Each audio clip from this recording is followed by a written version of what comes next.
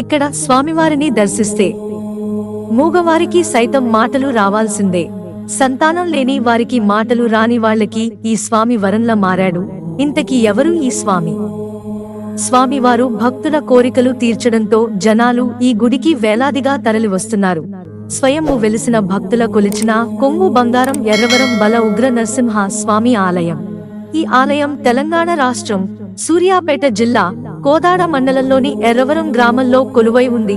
అతి తక్కువ కాలంలోనే పేరుగాంచిన ఈ స్వామివారిని దర్శించుకునేందుకు నిత్యం వేల మంది భక్తులు వస్తుండగా ప్రతి శుక్రవారం 20 నుండి 30 వేల మంది భక్తులు వస్తున్నారు. 2 తెలుగు రాష్ట్రాలతో పాటు కర్ణాటక నుంచి భక్తులు వచ్చి ఈ స్వామివారిని దర్శించుకుంటారు.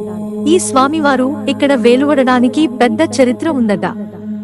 ఎర్రవరం గ్రామానికి చెందిన ఒక మహిళను స్వామివారు కలలో ఆవహించి బాల ఉగ్రనరసింహ స్వామిని వచ్చారని చెప్పగా గ్రామస్తులు ఎవరూ నమ్మలేదు. కొద్ది రోజుల తర్వాత గత 2 సంవత్సరాల క్రితం ఇదే గ్రామానికి చెందిన ఒక బాలుడు ఎర్రవరం దుళ్లరాళ్ల గుట్టలో స్వామి ఉన్నాడని చెప్పడంతో గ్రామస్తులు తవ్వగా ఒక బండమీద నామాలు, శంకు చక్రాలతో దేవుని ఆనవాళ్లు కనిపించాయి. దాంతో ఇక్కడ నిత్య పూజలు చేయడం ప్రారంభించారు. ఆ బాలుని పేరు పండు స్వామి. అతను సూచించడంతో ఇక్కడ ఈ స్వామి వేలిసారని అప్పటి నుండి వేల మంది భక్తులు ఈ స్వామి వారిని దర్శించుకుంటున్నారు.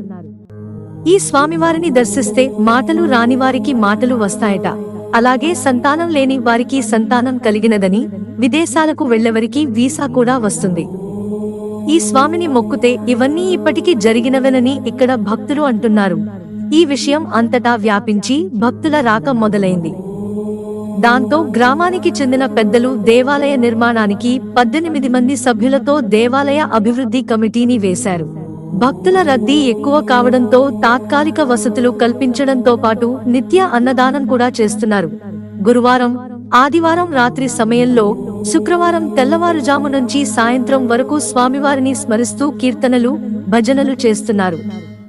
రానున్న రోజుల్లో ఈ క్షేత్రం మరింత అభివృద్ధి జరిగి భక్తులకు మరిన్ని కోరికలు తీరుస్తారని భక్తుల నమ్మకం. మిత్రులారా, ఛానల్ సబ్స్క్రైబ్ చేసుకోవడం మర్చిపోకండి. ధన్యవాదాలు.